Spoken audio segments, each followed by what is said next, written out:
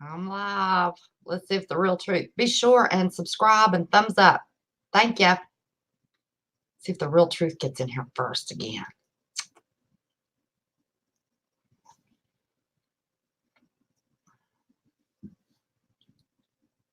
Of course, this thing's always delayed. Never shows me anybody on time.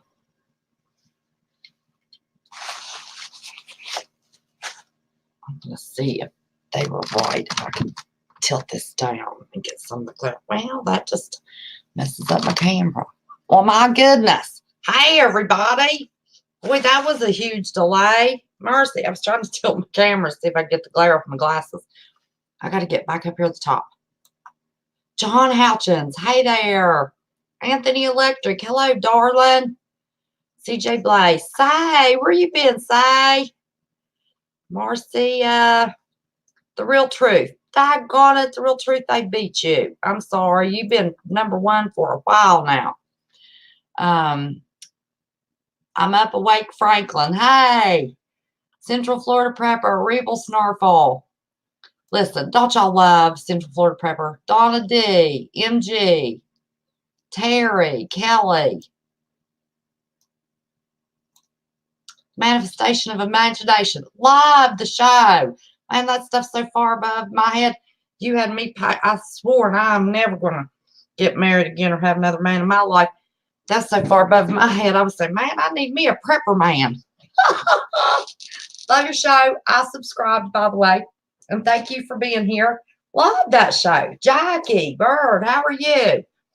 Look, I was watching the end of the show and made my snacks for my show snacks and then my midnight, late snacks. And I stacked all of this pizza and stuck my daggone cheese together. I got a mess here. So it's time to snack, y'all. For everybody that's new, we chat, we laugh, provide some information, and we snack. We're an eating, chatting, snacking bunch.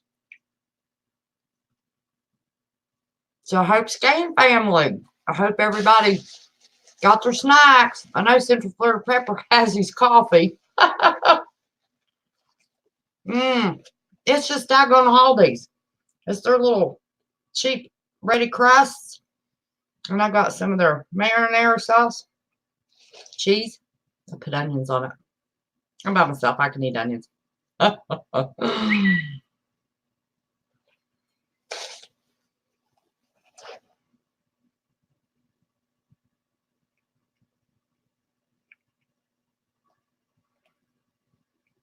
French Files must not have got a notification. She just wouldn't know if it was going live. Yeah. Just eating bunchfuls. It's Friday. Laid back. Long week. Woo. Lisa R. Hall. How are you, darling?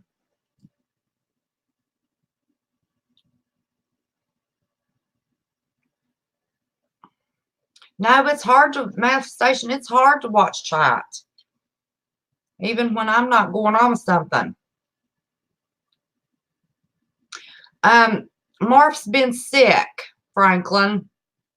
He did a community post. He's been real sick. So I think I said Wednesday to remember him in our prayers. I just hate I've messed my pizza up. I got cheese stuck to cheese. I got a mess here. Holy smokes. Messy pizza. Roses are red, violets are blue.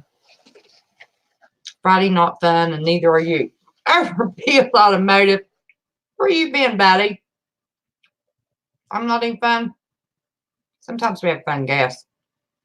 If you hadn't already been here a dozen times, I'd think you were a troll. That's what Fun Friday's all about.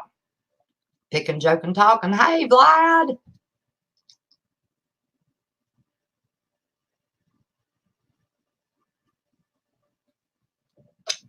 Where you been, Overbill Automotive? I ain't seen you in a while. Rebel, did I speak to you, baby?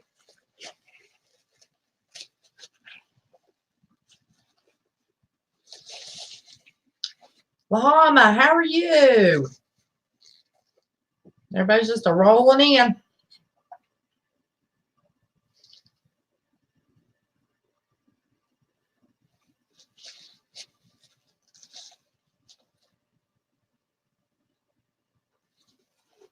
We didn't block Overbuilt, did we?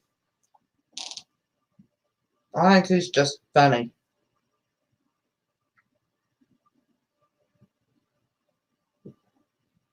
He turned me on. If I can find out. Good. Turn me down. Licking my fingers. Shining My Light USA. Hi there. How are you? Love that name.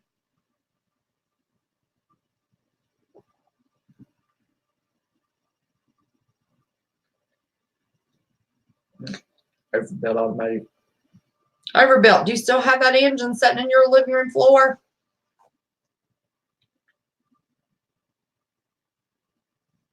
No, manifestation of imagination. You didn't talk about solar power too much at all. I just don't know anything about that stuff. I want to be using candles and wood fire. Digging a hole in the ground to keep everything cold.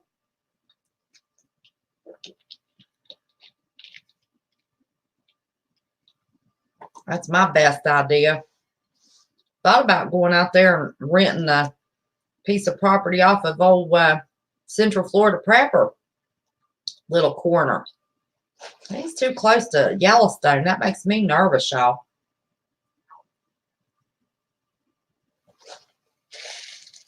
Be right back. Okay. Take your time. We'll be here. Josh Connor. Hi, honey. Manifestation I subscribe to your channel. I'm looking forward to checking out more of your videos. You've got a lot of good ideas. I want to buy an old farm somewhere. Yes, it's in the floor. Now I'm going to have to think one for you. Roses are red, violets are blue. Oh, Overbuilt.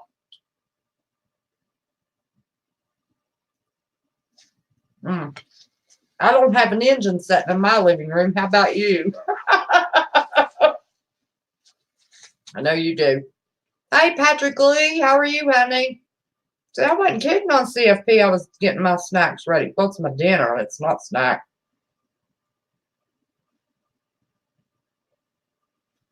Oh, great, Josh.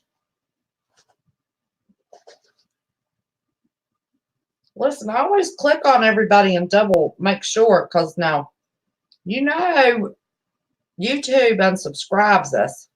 No, Josh, I swear to goodness, they've unsubscribed me. Subscribe, ring the bell again. Several I've checked on lately. Oh, good, good. Well, you want to come on my channel? You can come on and make us laugh now. You did 2 hours on solar. You can come on here and tell some jokes. It's Fun Friday.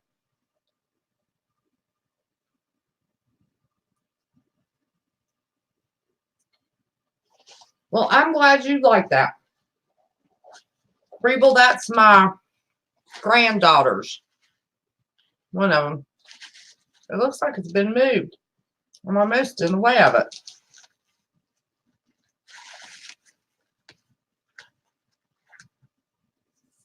But I had the grandbaby and Central Florida Prepper went live, and then the grandbaby decided his mommy decided she wanted him home, so she came and got him, and then I went back to watching Central Florida Prepper, and I was, oh Lord, he's going on 2 hours. He'll probably be ending. I got to get my dinner fixed. I didn't even get to think of anything funny. Do you want one? I don't know where that thing came from. That's my granddaughter. She leaves it here. So the ash of Yellowstone erupts. He will have to clean air. Better get that bunker built, that's all I can say. I don't know how much time he has. We're supposed to get 3 to 10 inches here in West Virginia.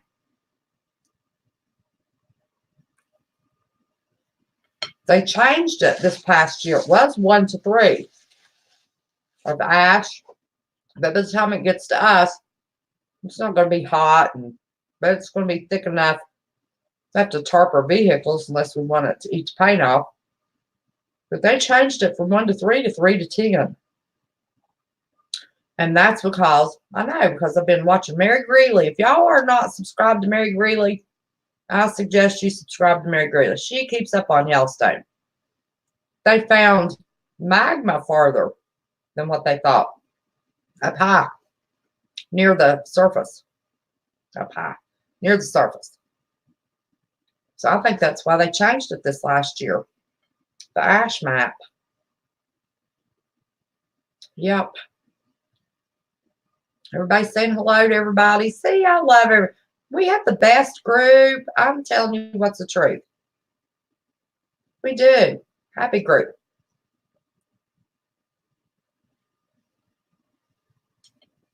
Well, tonight's for any creators that wants to call and come on screen with me.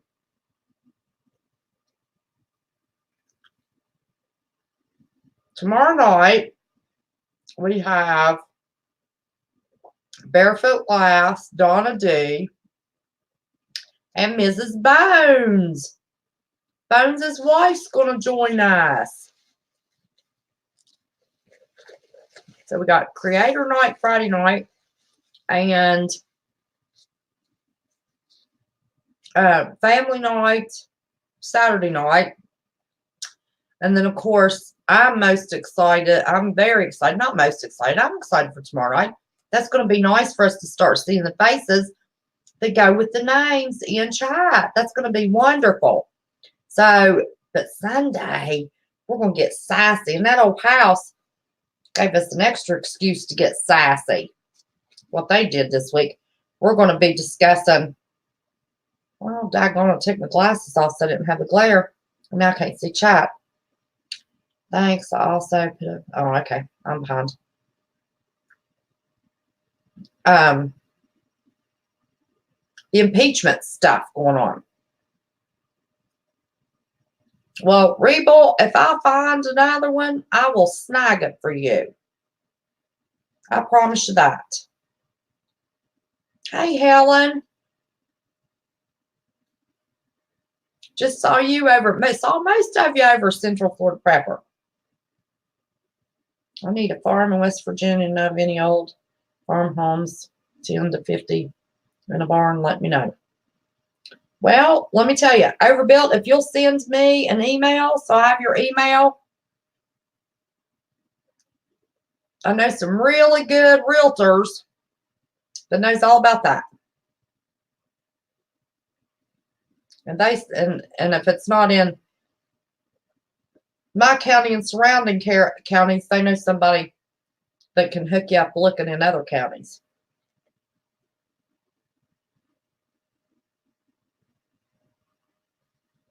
Hey, Kimmy K, how are you, honey?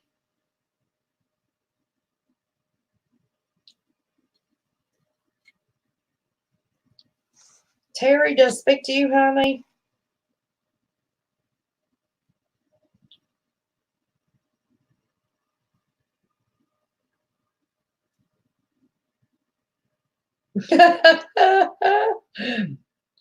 Manifestation, that's exactly my luck. So I'm a little bit prepared for everything, I hope.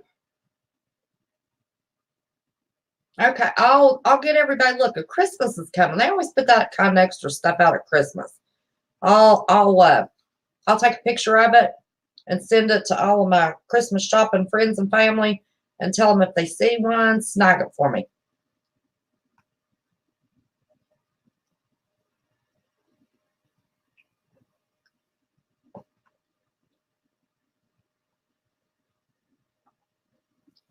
Oh my Lord. Manifestation of imagination. You want to come on the screen and just continue your Central Florida Prepper show?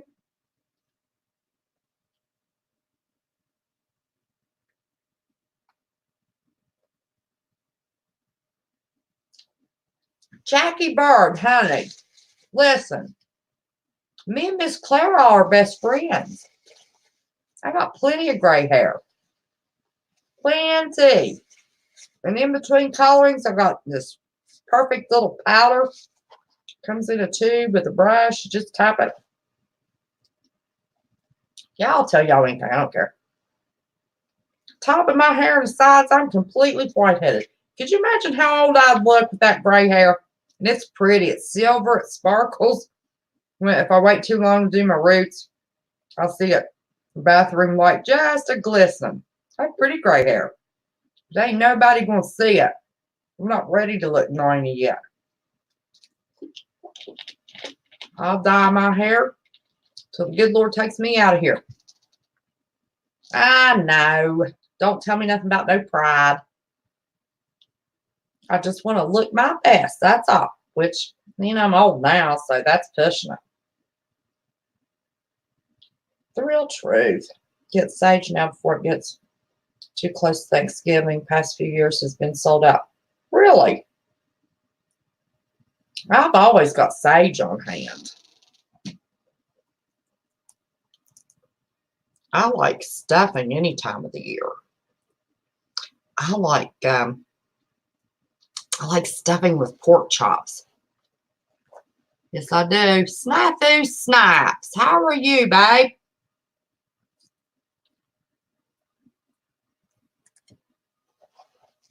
So who's wanting to come on screen with me? Snafu, you want to come on?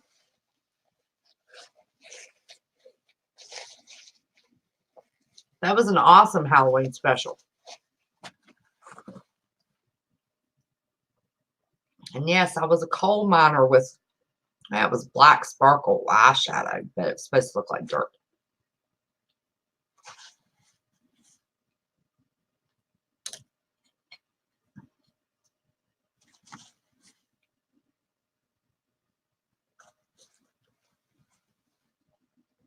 I'm glad Snafu's feeling better.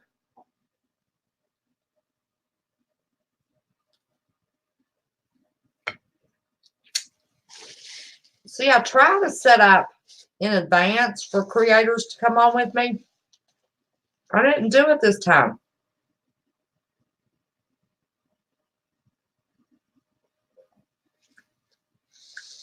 Don't know about no light blue and get a perm.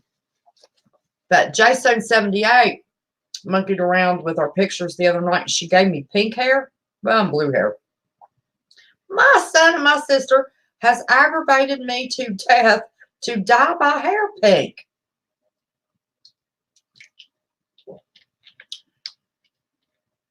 I was spooktacular. I don't know about that. I had to, listen, I can get on here and just ramble. If I have to make a video, I'm telling y'all, I kid y'all not. It took me 5 takes to do that thing. 27 seconds, 5 takes. Well, one of them was almost 2 minutes. I don't know, I just cannot make a video. Drives me crazy. Terry, I just turned 59 in September. I'll be 60 next year. We'll do a live on my birthday and y'all can watch me cry. Oh, Lord. Yeah. Let me see. Let me see if I can pull that up. I don't know if I can pull it up or not. Let me see. I have to pull it up and screenshot it. Oh, that's not where I want to be. But she gave me blue eyes too, so I'd have to get blue contacts. Well, wrong place. I'll let y'all see me in pink hair. Oh, Lord. I didn't screenshot it. I just left it. Where was that? Yeah, somebody had the bright idea the other night. We were chatting. Take a picture just the way you look right now. Let me tell you. I think they were probably sorry after they asked that question.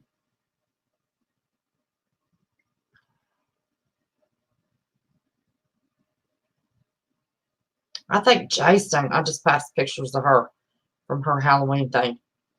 Man, wasn't she pretty in that? No matter what little Snapchat thing she was using. Oh, to be young again.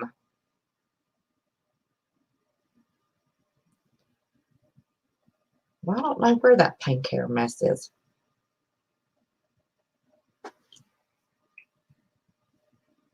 Yeah, but see, the filter she used took all the wrinkles too. Yeah, if I could have my teeth all whitened, which my teeth aren't bad, but and all the wrinkles removed and blue contacts.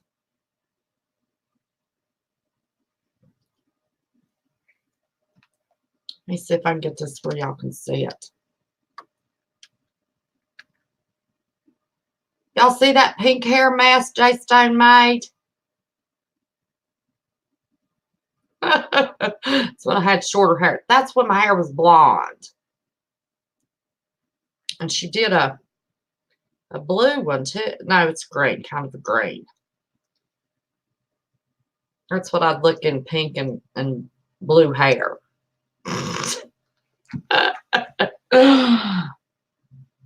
I'm only as young as my brain capacity. Well, now let me tell you. I was telling Bones today I'd gotten worried about myself this week. Thought my front porch light was burnt out. I was flipping the wrong switch. Told y'all I had a ceiling fan in the basement, boxed up, brand new, that this room was too hot. I was going to have to put a ceiling fan in here. There is a ceiling fan in here. It's the other bedroom that doesn't have a ceiling fan. Oh, man. I'm telling you. I'm telling y'all. I was worried about myself this week. Wondering what the world had gone wrong with my brain. I'm going to snapshot this so I don't have to look for it. My sister wanted me to have pink hair. Somebody emailed me. Let me see who's emailing me.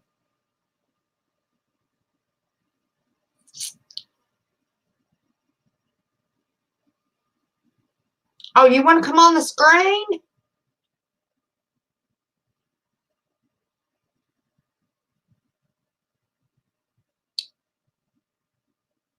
I have proton mail too.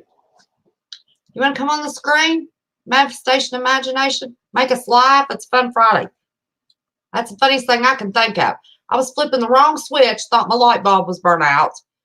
Out of light bulbs. Sat out here in the dark. 2 nights. Good grief. And then, sure, okay.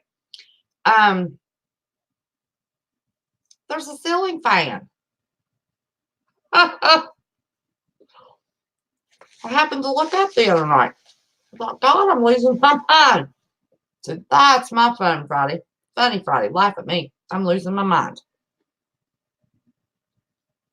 Okay. Let me get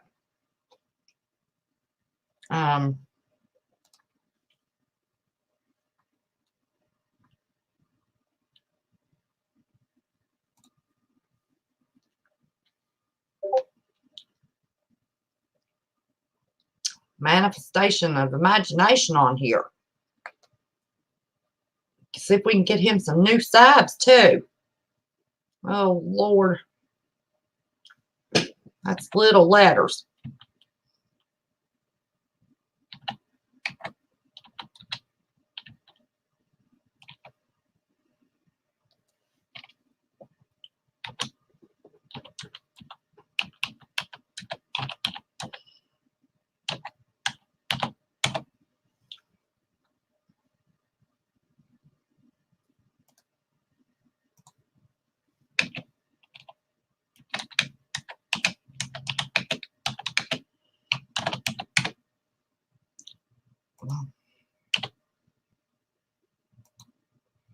I put you a little note here on the bottom with the see you soon. Let's see if I got it typed it. Oh, I think I mistyped that. Daggone. I think I mistyped proton. I clicked it before. Hang on.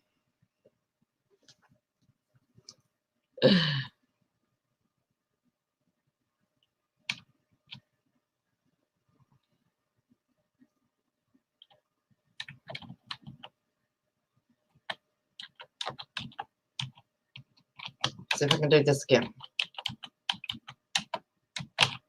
If you get to PROTONMAIL.com.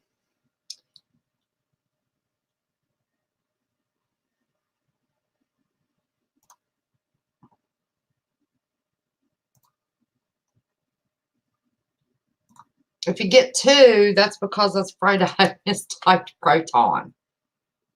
Eric Elliott, did I speak to you, honey? I sent the email.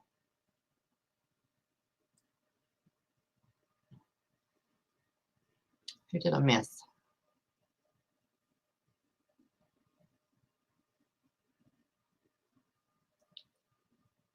Jules, how are you, Jules? You need some advice. Well, honey, I love to give advice. What do you need advice on? There we go. Here we are. Look at this handsome guy, y'all. This is manifestation of imagination. He was just on CFP. There we go. Giving all kinds of information about solar, but he says he's also funny too. Sometimes. Depends on who you ask. And it also depends on if they like 12-year-old boy humor. Okay, now say that again. I said, I'm funny, depends on who you ask. Oh. Otherwise, you got to like 12-year-old boy humor. That's okay. Listen, do you have your snacks? We snack, we eat, we smoke, we do everything here. Not yet. I'll need to see if my wife can bring me something then. Oh, well, you don't have to. It's not a regulation. Oh, that's good. I subscribed to you tonight, and I'm glad you came on. So if one of you beautiful people could put a link up for Reed, that would be great. CJ did? Yeah, she's always on top of everything. Oh, I've got my, sorry, I scrolled up on my chat. So it is nice to meet you. I'm Kim, by the way. Oh, okay. I'm Reed, everyone. I was just on Central Florida Preparedness channel, and we were yakking about all sorts of stuff. We started on solar and then meandered on to solar flares and other strangeness. Now, that question you asked me in chat, what was that question about? I don't even understand that thermal whatever you were talking about. So if nuclear war breaks out across the entire world, what do you do? I'm going to run to my lowest location that is 3/4 underground and cinder block, and wear a mask and take iodine pills. So are you in one of the blast zones? Do you know? Whoops. No, I am not in a blast zone, but I could be in a fallout zone. Yeah, I'm in a fallout possible zone as well, but it's at the very weak end of it and stuff. Yeah. Do you have a Geiger counter? I don't, but somebody that will be here does. Oh, that's good. That's good. One of the things interesting when I've researched a lot of nuclear war. I grew up originally. People were talking about, oh, it's impossible to live through, and then I researched it later off and found out that actually no, there's a lot of people that are going to live through it, and that's the problem. A lot of people are going to be around, and we have a mess to deal with. But one of the interesting things is nuclear weapons, they burn out very quick. The radiation, the fallout goes away pretty fast. Mm-hmm. After about 30 days, you can start decontamination and clean up and stuff. But all of our infrastructure smashed to pieces, so we got that problem. But one of the other good reasons to have a Geiger counter is you might end up having people come around trading things, and you could have a lot of stuff that is contaminated. And if you didn't know it, you could trade for it, and then, it could make you sick or even kill some people, depending on how radioactive it is. Well, I have a 3-year-old grandson, and I was so glad he was off formula. And I haven't said anything to anybody yet, but in April, I'm going to be having a new grandbaby pop. Oh, wow. And I was like, oh, my gosh, we can get that one weaned and potty trained. I don't know though. I'm kind of concerned about what they'll do election time.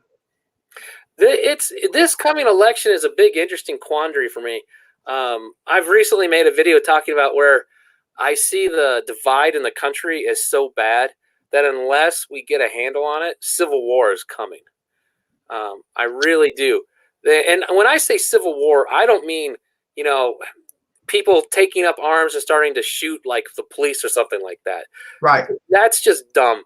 First off is you destroy a lot of times you don't realize is the police or, the FBI or the military and all that, they may join different sides. You don't know what side they're on. And if people start gathering arms and going after those people, you would destroy any public support your movement had. Right. And you would be instantly labeled terrorists and they would hunt you down. Right. So when I talk civil war, I actually mean warring governments. I mean real legitimate governments inside the U.S. coming to a head and saying, we're not going to do this.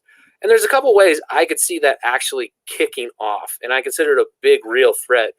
And like a good example is you've seen the Democrats talking about like they're going to do this national voting election pact between the states to nullify the electoral college, right? You may have heard about that. Mm-hmm. And so what if we had a condition, just like with what happened with President Trump, and where one president is elected popular vote-wise, but another's by the electoral college. And so you could have several states, you could have a lot of states, depending on which side they voted. Maybe that state went red or that state went blue. And they say, no, our person is supposed to be president. And the other group says, no, our person is supposed to be president. And it comes to a head. And then they're like, well, we're not going to recognize the legitimacy of this president. Right. And so you can see that. One of the other ways I also see things developing and getting more ugly is that like Kansas passed a law a while back called a Second Amendment Protection Act. And Missouri is doing one too, where they're actually going a step further, saying federal agents, if they try to enforce federal gun control, they will arrest them and prosecute them and stuff. Really? So, yeah. I don't know if it's fully passed yet. I need to review that, check it up on that. But they're actually going pretty far. And I could see several more states starting to do that if they keep pushing this gun control agenda, right? So you could have a new thing where you could have a whole bunch of states saying, hey, we don't recognize your federal gun control laws, federal agents coming down, then local police both having guns and saying no, something starts shooting and then it starts kicking it off. Never thought about that. Yeah, it's one. That's a good idea. I keep an eye on that. I mean, not a good idea, but a good thought process you have there. I like to keep an eye on a lot of those things. And so that's one of the other things. One of the other things, though, like I've been advocating for on my channel is I think conservatives, and I don't mean just Republicans. I'm saying people that believe in limited government. They believe in, a lot of the founding principles of the country. Right. And, I don't even care if someone's kind of on the liberal side. If they believe in the American creed, the government's the problem. We need to, limit government power, control things, be fiscally responsible. I don't care where they're from, but, I've been watching that. And so I've been saying we need to get a group of conservatives into areas and we all need to start voting really strongly for real conservatives, real people that are going to hold the conservative line. Or actually, I don't like the term conservative as much, or the American creed, follow the American ideals, and really hold these lines is like that. And by holding a strong line, we can assure a good position to negotiate from. Because right now, if we don't have good representatives and stuff like that, or people elected to positions of authority, we're just written off as loons. Right. By getting real people elected, real groups elected, we actually have a much better position to argue at the negotiation table and stuff. Plus, if things start going the downhill route, then you can actually have a group of people saying, yeah, these states, we're going this direction, and so on. Right. Well, I think a worry we have too that probably not, I don't know how much I can say about it, but no matter what the order would be, there is a branch of our military that is trained that they will not take up arms against civilians. So we're going to have military that's going to protect the civilians fighting against our military that's going to listen to their orders. So it could get pretty nasty. Things will get I am a very advocate person for against civil war. I don't think I get real mad at the people talking about, oh, let's start civil war, let's just kick it off. I'm like, are you crazy? They have no idea. The Civil War, the first one, was the bloodiest and still is the most horrific one of all time America's been in. And it won't be any different. Won't be any different. I mean, you're talking neighbors fighting against neighbors and stuff like that. And when the other thing I get tired of hearing is the people saying, oh, the American military is so mighty that there's no way you could even stand up to them. That's why you should just give up all your guns. But all of all the times that America projects force, like we go fight against the Middle East and all this stuff, we have all of the supply lines, all of the support staff, all that stuff is protected inside America and our allies. In Civil War, all the supply lines are vulnerable. People can destroy the factories making tanks. People can destroy the fuel supply. People can go after the food supply. And that's what they will be doing. Yeah. It'll be immense guerrilla fighting, everything. It'll be a mess, horrific mess. And because there's a big mix of, even in red states, you got a mix of liberals, and in blue states, even California, there's a big bunch of red people, you know? Yeah. So when they say they want to go at it, it's going to be a mess. So it will be a mess. It will be a true mess. You know, if something like that happens, you know, they have no idea. I mean, look at what Trump being elected did. I have a friend of 30 plus years that knows every single blessed thing about my life until the last 3 years, because she assumed, I mean, we'd always been on opposite ends of the spectrum, religion and politics. Never had one argument. But because it was Trump, she didn't want to ever speak to me again. I know. I've seen a bunch of these people. It's funny you hit on that, as I had a video I made a while back talking about this. You know, oh my gosh, you did this. I never want to talk to you again. But like when we have a really big SHTF event and all that, we need to put those kind of petty things aside and survive. I don't really care what someone did about this or that when I'm worried about gathering food and we got to protect each other doing that. That's right.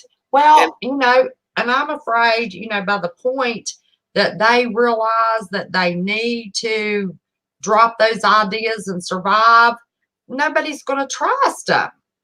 They're just going to be thinking they're, you know, infiltrating what you have going on. And unless they come with food, what do they have to offer, you know, to your little community that you've put together, and not let those people in? I mean, we're going to have some tough decisions to make. You know, I had a girl that I worked with, I begged her, you have kids, if you just buy a few canned food, you know, extra canned food items every time you go to the grocery store, and she went all the time, you know, buy some treat, buy some turkey, you know, canned turkey, tuna, you know, macaroni and cheese, for God's sake, anything, start, you know, stocking it up. And she started making fun of me and said that, I said something one day, and somebody said, what are you talking about? And they said, oh, Kim thinks we're going to have a zombie apocalypse. And I said, no, I do not. I mean, we could have you know, I live in snow country. We could have a blizzard, power outage. I mean, we can have those kinds of, you know, situations that most people aren't prepared for at all. That's why milk and bread and lunch meat's gone out of the store the minute they say you're going to get 2-inch accumulation. Oh, yeah. And finally she said one day, well, my plan is I'm going to Kim's house. And I said, well, you better not plan that, because Kim will shoot you on the front walk. I've got my grandbabies, my family I've planned for, I've got to feed. And other family members that aren't preparing, they think I'm a nut. And I'll, of course, have to feed, you know, family. You know, we'll pray over it. God will stretch it. There's not a doubt in my mind we'll get where we need to be, but I can't feed the whole community. Yeah. And like, I actually do preparing for neighbors and stuff like that I know aren't. We put away extra ourselves, because you need to build a perimeter around you that's safe. You know, you can't be fighting with your neighbors. So you can do that, but there's no way I can feed the town. It's just not happening. Right. And stuff. And like you said, you know, God will give you the best you can do, but that's what you got to work with. And stuff. And ramen noodles for neighbors is what I have. It's better than nothing. I actually will go off to the feed store and buy wheat and corn and stuff like that and bucket them because you can Oh, get it real cheap. You know. they wouldn't. My neighbors wouldn't know what to do with that. Well, I know you're going to have to teach them. Yeah. That's for sure. I did a video where I was doing was grinding wheat with a hand grinder and did it Uh-huh. the normal way, and then we Mhm. made flour tortillas from it at the end. Mhm. And it was a long video, but it really shows how much physical labor effort was involved too. Most people have no idea how much effort it is to take grain and turn it into Right. flour or meal and then cook with it and stuff. I mean, it was a several hours process, and we As didn't make far that as much flour. stretching your flour out, there is absolutely no bread you can make that is best at stretching out that little ball of flour as flour. I mean, yeah, flour tortillas. You can put peanut butter on flour tortillas if you Oh have, yeah, fortunate enough to have eggs like we do. We can use them for breakfast burritos, and I can ground chuck, so we oh can good. have tacos at night, and I mean we can use those flour tortillas for tons of stuff. But for the neighbors, they can get a sack full of flour tortillas and a jar of peanut butter, do them a while. Yeah, that's actually a lot of good calories too. Peanut Yeah, butter is really good stuff. Um, just got to watch out for some of those people with peanut allergies. But that's true. I've had thoughts sometimes about some people. SHTF happens and all this stuff, and then like they're up there and they like a FEMA's passing out MREs and some little valley girl's like, is this organic? There will be those that'll do that. There will be. And they really think the government's going to save them. Oh man. What I worry about is them doing the door to door to come and confiscate the stuff that those of us that are prepared have. That's the big issue. So, like, one of my big plan I'm working on, and I'm working to gather what I call good people, just nice, good people. We're hoping to say, I want to get about 80 acres or so, and us build a bunch of houses together and have everything else around be farmland. Right. And for us to have strength in numbers. So, right. If they're coming door to door, but you come across a group of people of like 80 to 100 people, that's a bit harder to say we want your stuff. You have you have a lot more ability to say no. Exactly. And so they would move on. Now, you probably can buy some time and all that. It depends on how desperate things get, because when people get real desperate, they'll go after the harder targets as well. And stuff. I mean, it's just all that. But I mean, what I really want to do is see a lot of people get prepared. If we could just get 20% of America prepared, you could handle, immense disasters. Right. I mean, because if you had 20% of Americans that had a year's supply of food, you could handle huge disasters as a country. Right. That's true. And the crazy thing about it, though, is preparedness isn't something new and strange. Preparedness was the way of life for all of human history, except for the last 100 years. Right. Well, in Marfugel's Discord, all the states have a room, and I'm the contact person for West Virginia. Well, we have 5 or 6 people that'll, come in, come out, come and go. Nobody stays, and somebody questions, why can you not get this room to grow? And I said, listen, West Virginians were preppers before it was even a word. They all had root cellars. They all canned. This stuff has come to us from generation to generation to generation, except the last generation. Last generation's not so prepared. Yeah, see, I didn't learn. They have family. Yeah, so they're secretive. They don't want anybody to know what they have. Yeah. Well, it's like I'm 41 now, and when I was raised, no one talked about any preparedness, anything like that. So I was coming to it, in my 20s and stuff, and went out and found people who knew how to can and learned it from them and everything else, and stuff like that. Both sides of my family canned all my life till they got too old, and then my mom didn't can much. I canned when I was younger, and then I got busy with my boys in sports and being a mom, and they were in every sport. They were really good. So that was our life, was sports. So I I waited, I just started. Actually, I didn't start canning again until about a year ago. But I pumped out. Well, I like to can in the wintertime. I don't know Oh, why. okay. Love to can in the wintertime. I pumped out some stuff last winter. And I've been promising them ever since I started my channel where I'm going to do some canning videos. When I start this wintertime canning, and my favorite time, I don't know why, the holidays keep you busy, but from January, February, March, April, I do some canning. Oh, that's good. Yeah, it's hard in the summer when we do fruit and stuff like that. Yeah. Because it gets so hot in the kitchen. Yes. And stuff. We actually froze a lot of the food, so now that it's cold, it's probably a lot better to do the canning. So I'll just get it out of the freezer and start doing it. Yeah, I've got some meat in my freezer that it's been there. It's long enough, But it doesn't make any difference. You can get on sale the cheapest, nastiest, shoe sole tough cut of meat steak that they put it on sale for nothing. And I don't care what it is. You put it in that pressure canner, it comes out the most tender beef roast. That's what it tastes like that you can imagine. So you don't have to have expensive cuts of meat.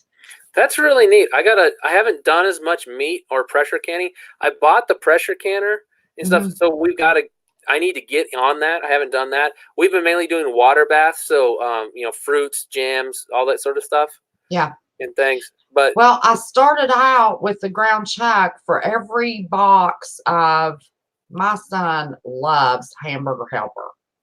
So for every box of Hamburger Helper, I made sure I canned enough ground chuck.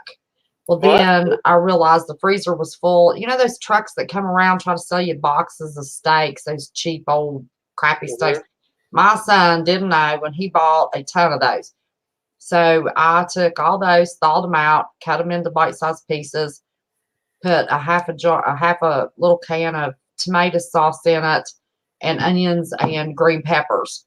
So that stuff pressurized. I mean, it was canned up. I mean, it was so tender, it was unbelievable. So what I do is after I open the can, because you can't put your seasonings in. You have to season after you open your jar and you're heating it up, let it set. If you season like your chili, I kept telling him, do not put your spices in the chili. And I don't know how many pint jars of chili I canned that we had to go ahead and eat because just in a couple of months of deciding to open up a jar, they was so overwhelmingly strong with the spices. So, with that, I thicken it up once I heat it up, and then we pour it over rice. So those are the kinds of things that, you don't want to get stuck with. Beans and rice. You can't live just on beans and rice. You want to spice it up a little bit. Oh, yeah. I put a lot of spices away for that. But actually, it kind of reminds me of how, like, you can take canned tomatoes and then, put your spices in it and make a sauce, and it's just outstanding. But if you can it as it's spiced, it tastes kind of odd later. I can some of my spaghetti because typically I freeze my spaghetti sauce and then I'll use it. I decided I made a huge amount. I don't know what I was thinking. And I canned it and it was edible, but it didn't taste anything like my spaghetti sauce. Yeah. Nothing. So I'll never can spaghetti sauce again, my spaghetti sauce again. Yeah, we love to make our own tomato sauces from scratch, or just even if you don't have fresh tomatoes, you can go buy canned tomatoes at the store. They're just canned, and that turns out so well compared to like pre-made sauces at the store. It's just I don't have a good recipe. Every time I've tried anything, I don't have a good recipe for tomato sauces. I don't have a recipe either. I just start cooking it and adding my basil, my garlic, my onions until it tastes right. Till it tastes right. Yeah. I also I like to really brighten it up with some vinegar, some good vinegar. That's really good. That was my mom's big old secret to her spaghetti sauce, homemade spaghetti sauce. She just cooked a cast iron skillet full. It was just 3 of us. But in that big cast iron skillet, she put a tablespoon of barbecue sauce. Oh, neat. And it just gave it just a hint of something that nobody could ever figure out what it was. And she wouldn't tell anybody. But I knew. It was barbecue sauce. Yeah, And that's the one of the other vinegar ones in I hear. that is probably, what everybody was picking up. Yeah, I hear sometimes people also put sugar in it because people don't Hmm. realize that can alter it a bit too, and it's a neat flavor that you don't pick up on very well. Yeah, they think the tomatoes have to have sugar. I don't, they don't. Not always. But I don't know. I've got tons of sugar. I don't know what I thought I was going to do with that sugar when I was buying it. I I have a lot of sugar too, but like when you make jams and stuff, you go through a lot of sugar. Yeah, that's true. And probably if something like that was going on, I probably would can. Walmart screwed up my order. I figured out you could, order it online, it'd come to the Mhm. store, and it had actually you can get a better price online. And I ordered 100 pounds of sugar. I thought, that'd do me a lifetime, even if shit hit the fan. And they messed up the order and give me 200 pounds of sugar. So I've given some sugar away. I've got plenty Yeah, of sugar. I also have buckets and buckets of salt stashed away. Yeah, I've got a lot of salt. Got a lot of salt. I need to do some more. They say, oh, don't you have to buy all purpose flour. Don't buy your self rising flour. It doesn't last. If you rotate I always have a working bucket of flour and rotate it. And of course, freeze everything that you bucket. Any cornmeal, flour, oatmeal, popcorn, noodles, no matter if it's a dry product that you're going to Mylar and seal, freeze that stuff for at least 4 days because the FDA allows there to be so many eggs and bugs in that stuff when it's made. So you'll open up a bucket and have nothing but bugs. So always freeze it. They say 2. Well, if they say 2, I'm going to do it 4. I've got some noodles spinning in the freezer down there. Me wanting to get a brake bleeder and show everybody how you can seal things, dry seal things with a brake bleeder. I can never get down there and get my noodles. Shoot, those suckers have been in the freezer for 6 months, so I know they won't have any bugs. I actually, for me, I use a vacuum sealer, a special one that does Mylar, and with the oxygen absorbers in there, it'll kill any bugs and eggs because there's no oxygen. It just kills them all. Well, I've heard different people say that different things. They'll say, "Oh yeah, they'll still hatch in there." Well, I would be kind of surprised, but I've opened stuff that's 6 years old and never had any issues so far. Oh, that's good. But So, but I've got a little I chest freezer at the other house, so it's no big deal. Throw my flour and noodles and stuff in there.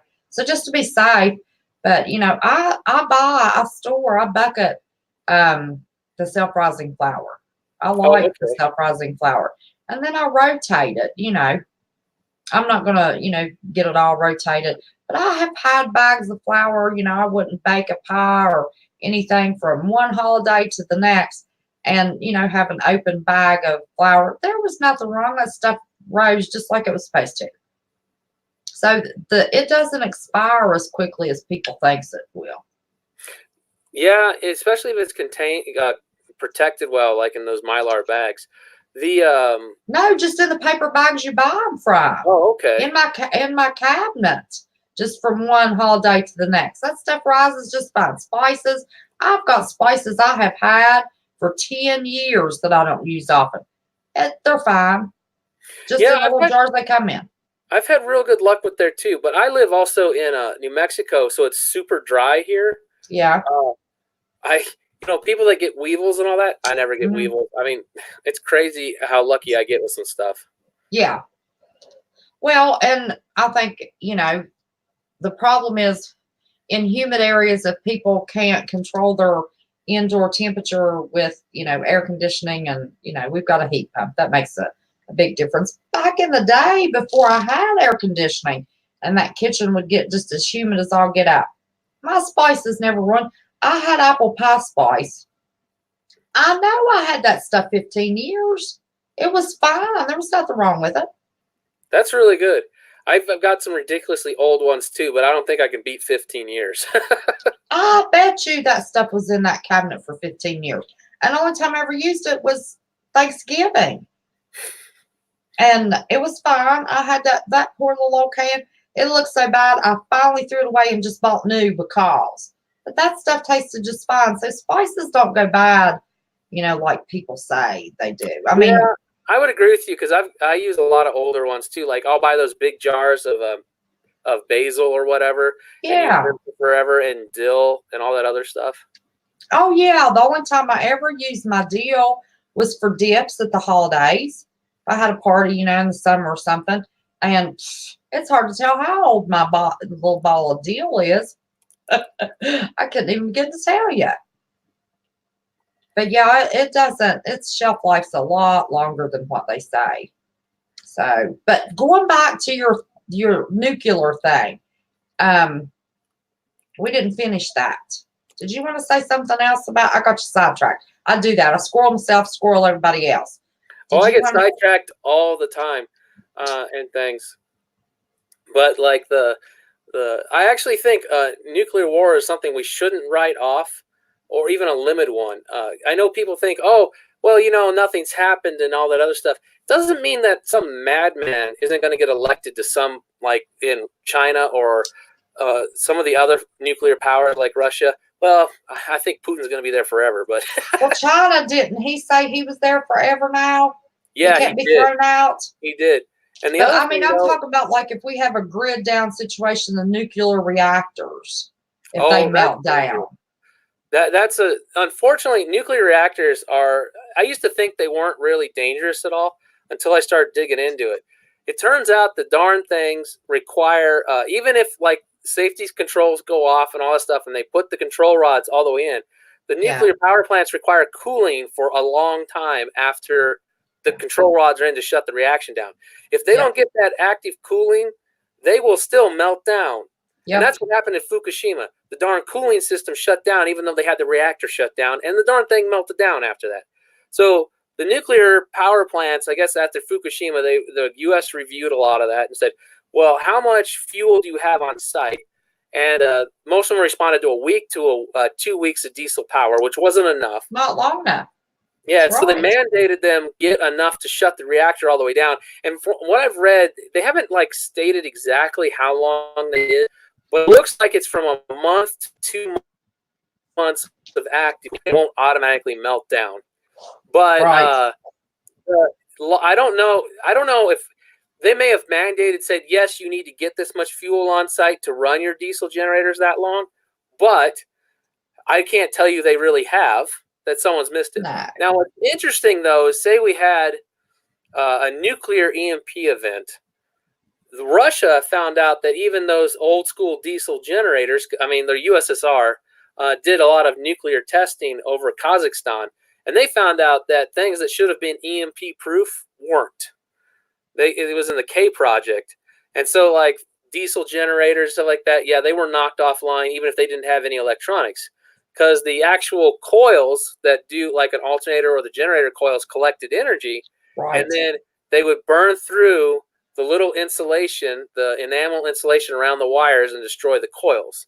And so it would shut down the diesel generator. So if we had one of those, and that was how where a grid went down, the nuclear power plants are pretty much guaranteed to go melt down. And they're going to now horrible radiation. Our jet stream has changed. And the jet stream all my life came right across when it came up before it went out on the East Coast, was right across my state. And now it has moved north. So we've got Ohio and Pennsylvania that any of the nuclear reactors, if they melt down in the Midwest, that's going to blow right across them. But just in case, I want us to be prepared, just in case. Now, one of the other things that really stinks about a nuclear power plant, though, is unlike a nuclear weapon where the radiation and the fallout and the stuff it generates burns quick and goes away fast in like 30 days, nuclear power plants make radiational isotopes and all those other things that will last thousands of years and are ridiculously dangerous. Right. And stuff like Chernobyl, where it melts down. I was going to say, look at Chernobyl. Half people lie about it, and then the other half, tries to tell the truth. But in Chernobyl, the area around it, it's become actually an interesting wildlife preserve. All sorts of stuff's gone in there. Things are growing. Animals live there and stuff like that. which is interesting to see how well nature adapted to it. But it wasn't a horrific contaminated zone like it could have been. It could have been a lot worse. Right. Lots worse. But inside the reactor area, inside those areas, like there's this one spot they call it the foot of the elephant. It is still lethal to even go within even within the area of it. I think like at 20 feet, you get a lethal dose of radiation in like a minute or two. Oh gosh. It's unbelievably dangerous. And so they try to send robots down there to look at it and look at stuff like that. And the radiation's so high, the robots end up failing and stuff like that. It's a mess. And so that's one of the ugly things about nuclear power plants. When them go to meltdown like that, they're going to make horrible, nasty, ugly things that are going to be dangerous for thousands and thousands of years. Yeah. Well, you know, our government don't practice things. Our military doesn't practice things for no reason. They know those things are possibilities. They have practice drills now that they didn't have 20 years ago. Everybody says, oh, they've always done that. No, they're practicing for stuff now they did not practice for 20 years ago. So, you know, they have some type of information that they're not telling us. But, you know, the grid going down in the nuclear reactors and then the civil unrest is my two biggest concerns. Yeah, I mean, with a grid going down like that, the risk of nuclear power plants is really ugly. Yes. I wouldn't want to be anywhere near them myself either. Just, it's pretty scary. I used to be a big fan of nuclear power, but then realizing if we have a problem, how dangerous it is, like, no, not anymore. No, it's scary. It's very scary. I wonder, I don't remember what in the world? No, what in the world my phone was doing. I don't remember what your subscriber count was before you came on. I hope we got you some new subscribers. Yeah, I noticed it looks like about 8 people popped on, which is real nice. Oh, okay. Well, y'all can do better than that. Goodness sakes, we got 40 people on here. This is a new guy. Let's see. You're in Arizona. Is that right? No, New Mexico. New Mexico. That's right. New Mexico. And he is a friend of Central Florida Prepper, which is a friend of ours. And now he is now a friend of ours. And we're trying to spread our channels across the United States because we all have a little bit of something different to bring to the table. So y'all can't tell me y'all have ever heard of him. More than 8 people need to sub to him. Have you not listened to him? This guy is full of information that our group does not discuss. So, you know, y'all need to pop over there. Let's help this guy grow and, you know, get him his thousands so he can go live out, you know, and about. You never know what you might see. He's near the border. Daggone. He might could get us some border information. I know we have Atomic News, but, you know, that's one channel. Yeah, it's crazy some of the stories from down south a bit. Oh, man. The number of ranchers that make certain they always carry a gun because of people sneaking across and the cartels doing stuff. There's some pretty wild stories about that. I bet. I know. I mean, just the stuff that I have heard. Old Atomic News and her buddy, they go to the border and they catch people trying to cross and they scream and yell, fuss at them. I have to check them out. I haven't heard of them. Atomic News. Oh yeah, she goes right to the border and she'll show the people sneaking across the rivers and stuff. They're out there yelling at them, and in 2 seconds, here's Border Patrol loading them up, taking them to some, you know, wherever they take them. That's good. Yeah. Having people just come across like that, I don't like it. No, and you never know. And they're so seasoned, you can tell. I've watched some of her videos that it appears, you know, I have no proof, that these people are seasoned border crossers that's being deported because they know exactly the drill. They come running across that border and then they drop everything, hold their hands up, go to, you know, and get right in that van and truck right off. And she showed a car up on a hill just right at the border. I mean, they're driven 1/8 of a mile to the border. I mean, they just get out of that car, come down the hill, cross the river, up a little bank, boom, they're in America. Yeah, it's And just why old wild. Nancy Pelosi doesn't want that border protected is beyond me. She needs to take the wall down from around her house, and then she can talk to me about no wall. Yeah. Well, okay, so might as well go slightly conspiratorial here, but there's no way you can tell me that they're not getting a benefit letting all these people across. No way. There's no reason why they would fight so hard for that if there was not some benefit, either financially or in terms of, being votes or something like that cast. The votes. You I know, talked one night, I know somebody's been dead for 10 years still on the registration book where you sign your name to vote. I know he's been dead for 10 years. That person should not be in the book. oh And yeah. I make them look at my driver's license every time I go vote. Well, I'd love to see them when they make it so hard to get a gun under the Second Amendment. How come we don't have background checks on votes, right? Let's see them argue that one. Yeah, they're not going to do it because they have too many, uncertified votes, is what it's about. And I'm going to tell you what, my grandson's mother came here from Guatemala. Surprisingly enough, now California and Florida, that Latino population, my understanding, is very, very liberal, democratic, all the way. Supposedly. But look, they're electing Republicans in Florida, so I don't know how true that is. But I'm going to tell you what, the Latino community in my area, they are very conservative, very conservative. Actually, like in a lot in Florida, like the old Cubans, oh boy, they are very against any of this socialist stuff because they ran from Castro. Right. Really against it. And then any immigrants I know that have gone through the entire process illegally, they are mad at these people coming across illegally like this. They're like, this is unfair. Why are we giving them these free breaks? They need to go through the legal process. They're ripped off. They have to pay attorneys and spend everything they make on attorneys to become an American citizen.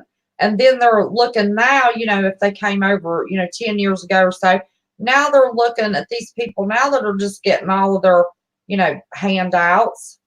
Yeah, see, But all they have to have is a green card, and they get every right that we have with that green card. See, the thing I don't really care where anyone's from.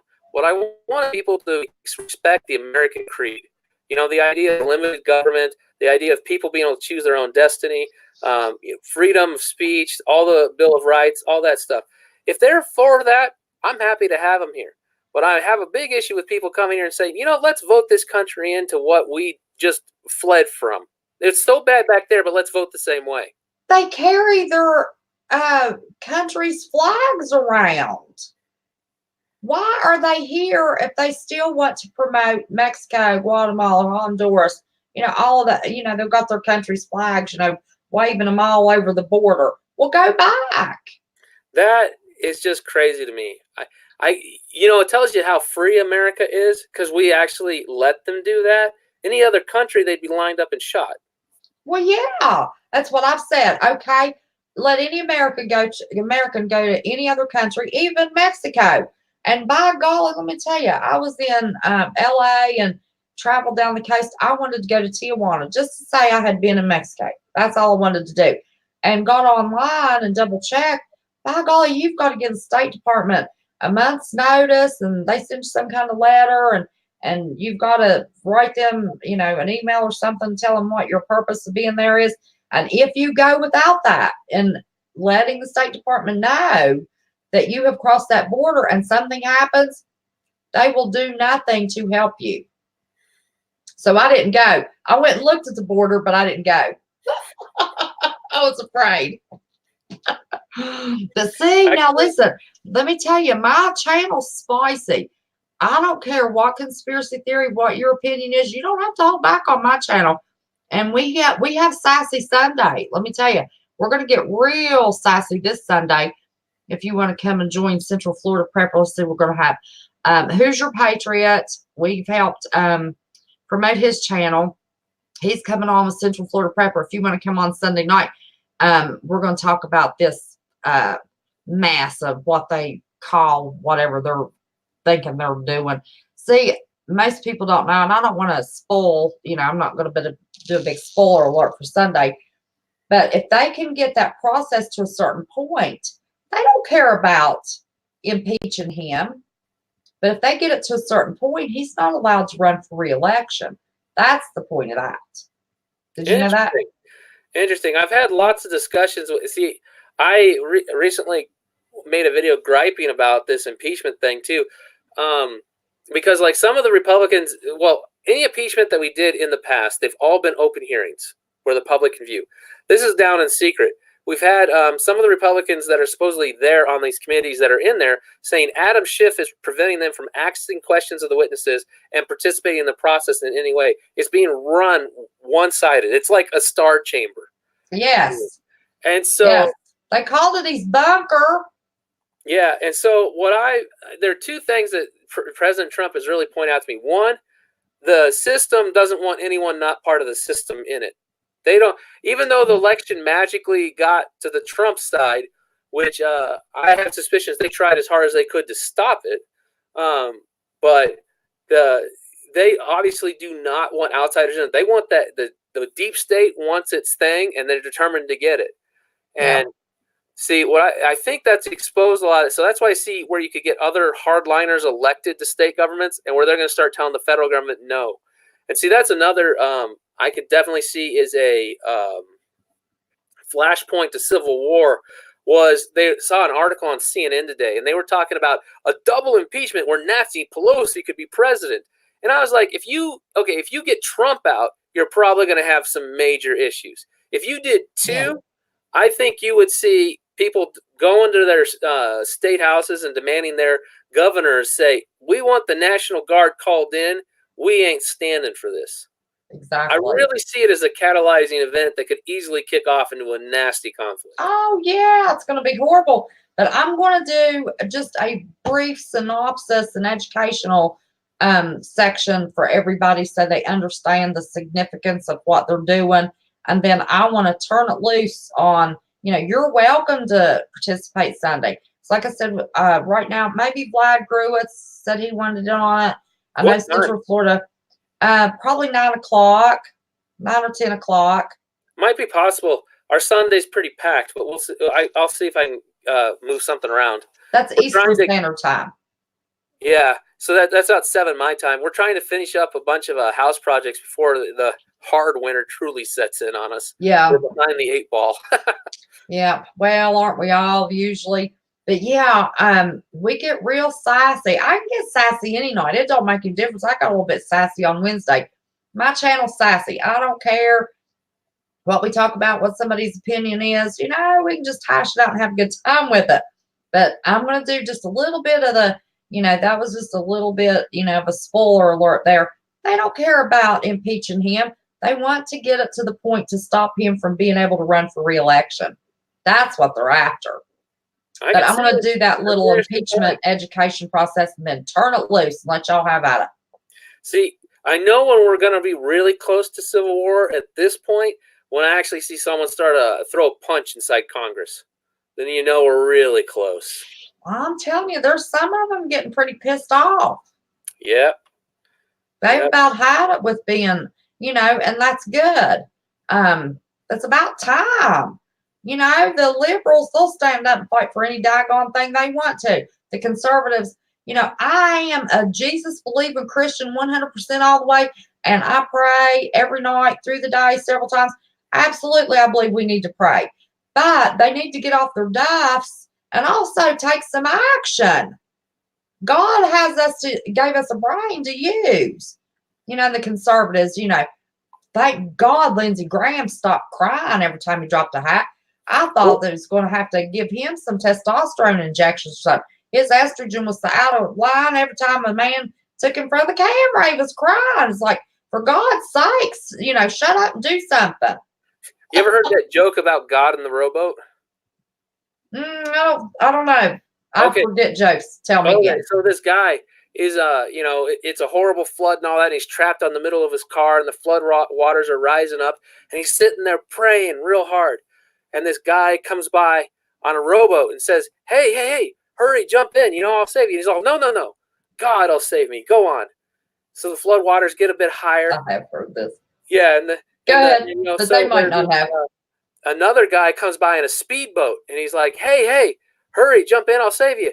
And the guy's like, no, no, no, God will save me. So the floodwaters get real high, it's up to his waist and all that. And he's praying really, really hard. And a chopper comes by, and the guy, hurry, grab on, I'll save you. No, no, God's gonna save me. And he ends up drowning. So he's there at the pearly gates and stuff. And he's like, Lord, why did you forsake me? Why didn't you save me? He's all, I sent you 2 boats and a helicopter. Why didn't you take the hint? That's right. That's right. You got to use, God depends on us to use our brain. I want him praying up there in Washington. For God's sakes, any conservative, Jesus-believing Christian we got up there, I want him praying. But then they also have to use that piece of meat between their ears and think, for God's sake. Yep. Yeah, buddy. I can get spicy now. I'm telling you, you can say anything when you want to on this channel. Get spicy as you want to. Tell me, I'll go on a rant. Oh, I've got rants posted on my channel for sure. Yeah, there you go. Y'all like spicy. He's done told you he gets spicy. Hey, there's not enough of a spicy. Central Florida pepper will get a little spicy too. I like a little sass and a little spice.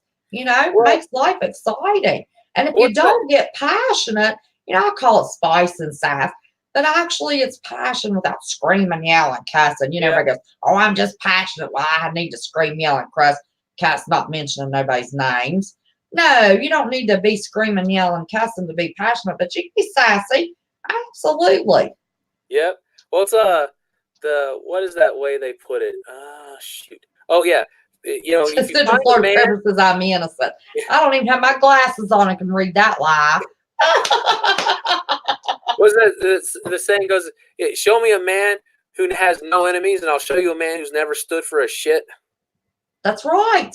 Absolutely. Do you know, going back, you trigger so many things, and like I said, I squirrel myself.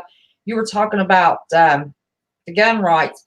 For some reason, in all the middle of this mess with the guns, last year, West Virginia's legislature voted that we don't have to have concealed carry permits. Oh yeah, I saw you constitutional carry.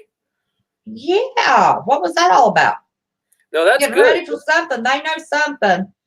The clear blue sky. That's $100 a pop. You have to take the class and then $100 a pop to get that concealed carry permit.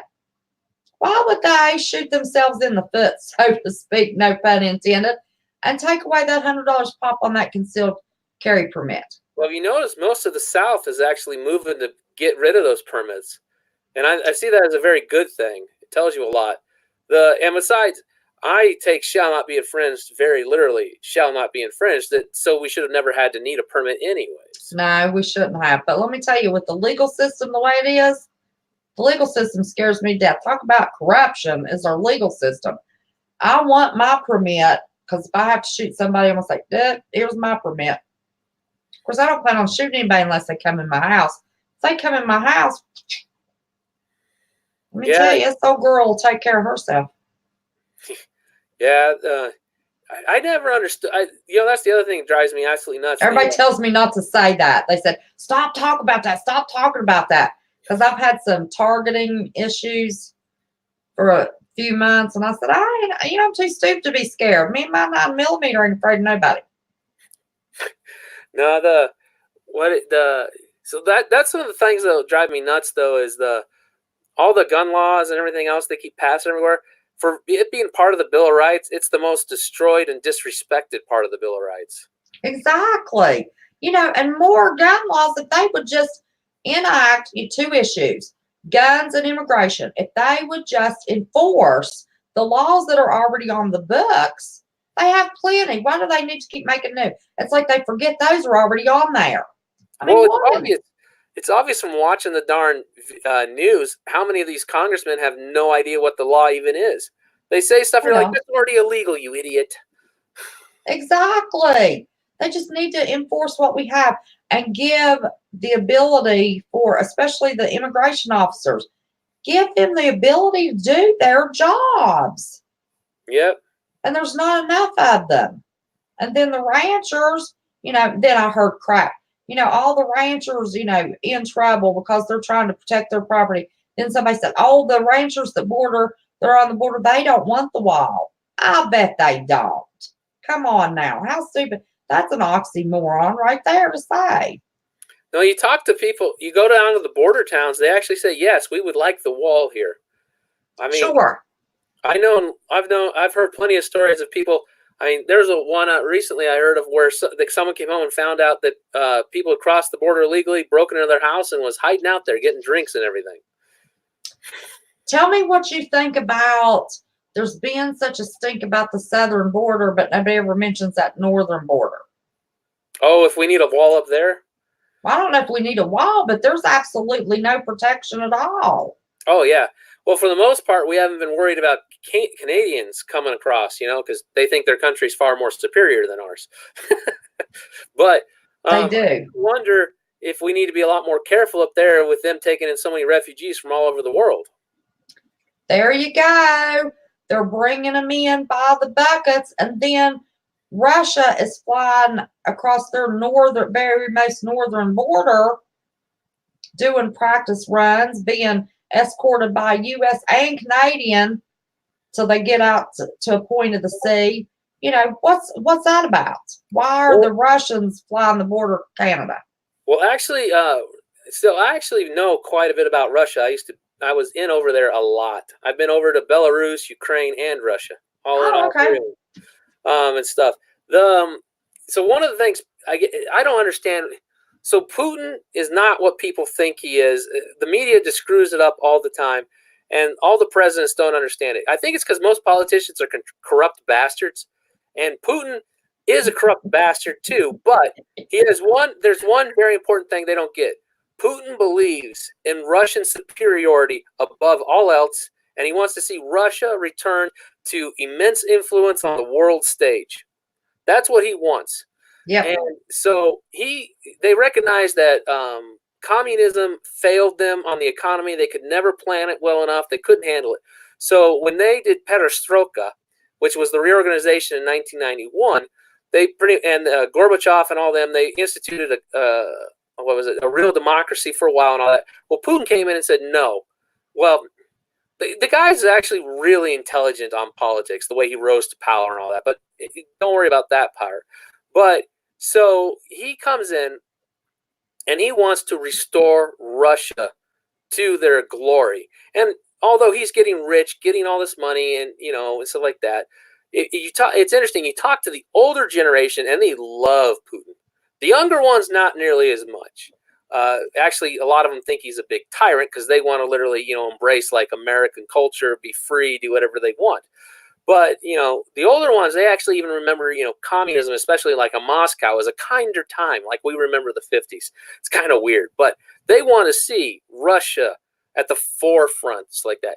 So back in the Soviet times, they did a lot of those test runs too, showing that Russia has mighty military power to show that we can do these things. You have to come respond to us and all that. And they're repeating that. It's definitely a repeat and stuff like that.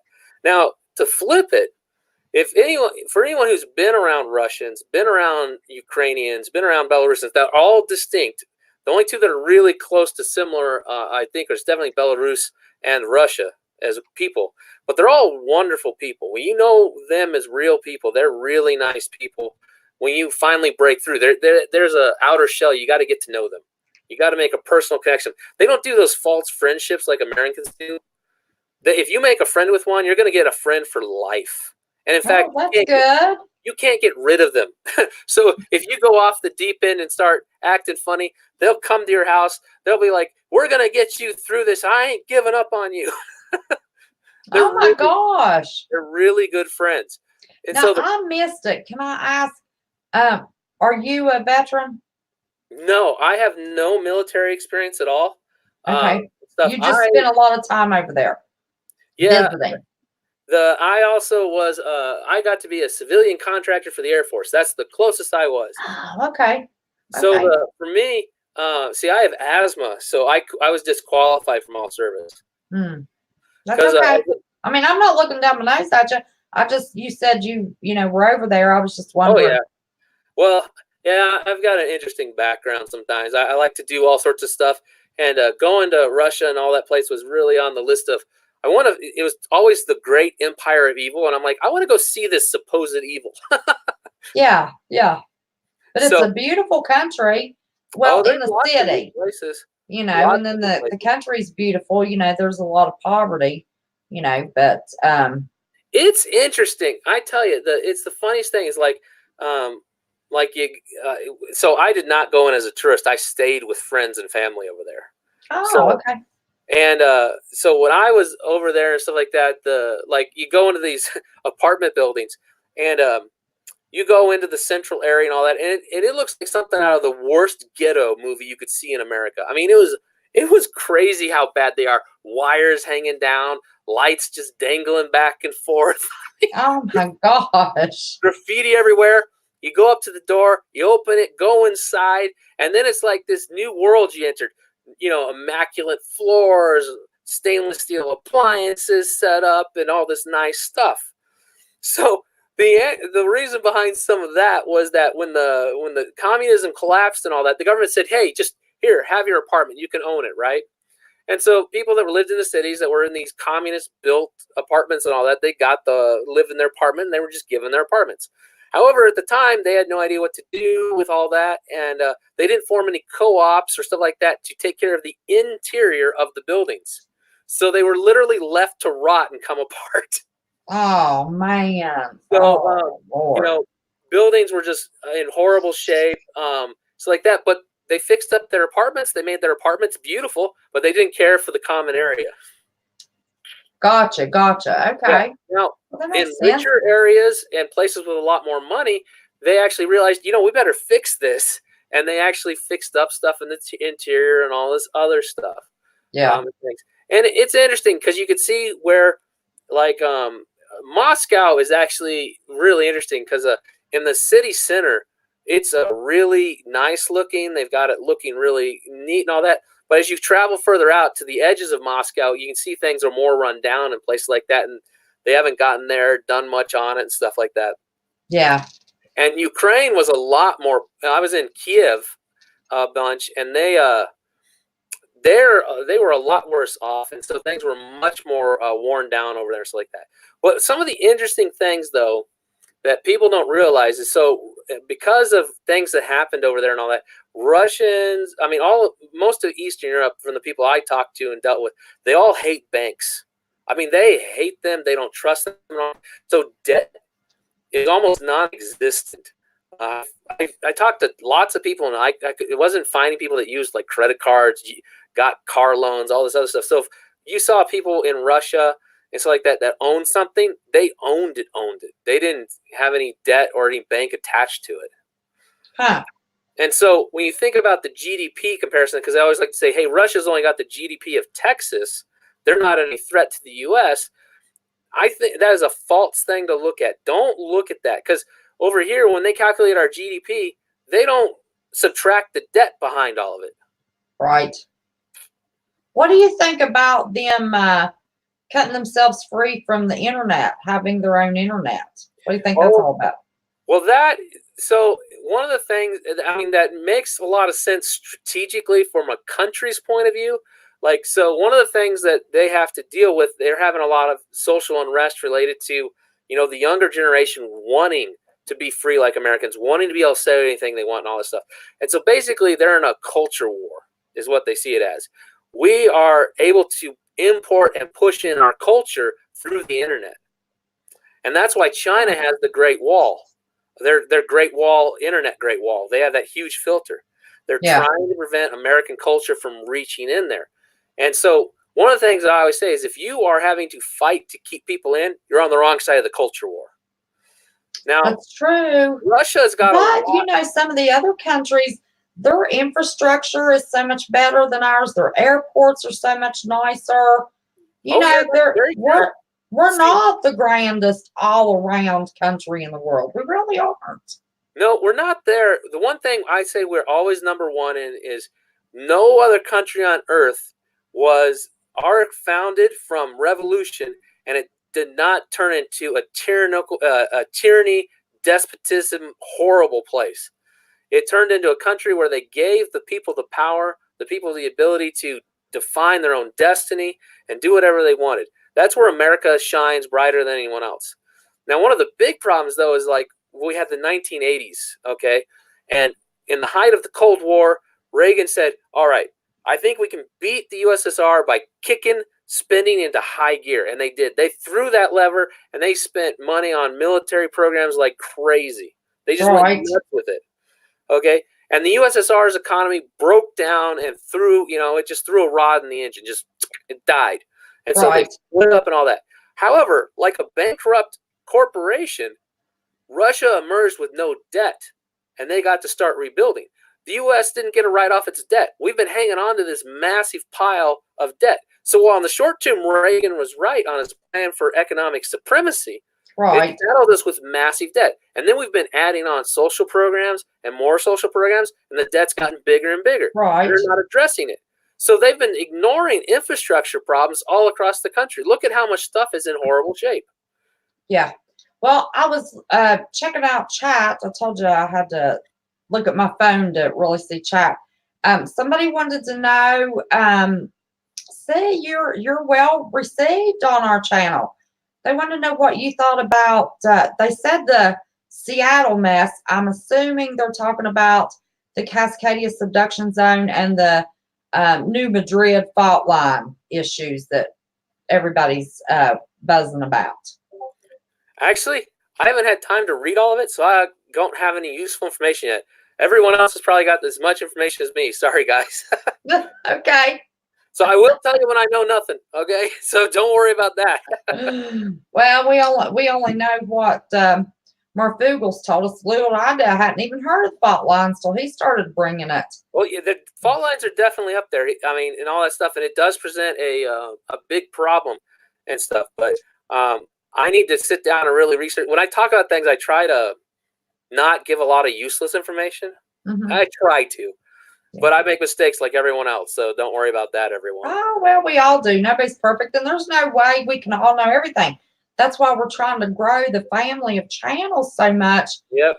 Because everybody, has their own little thing.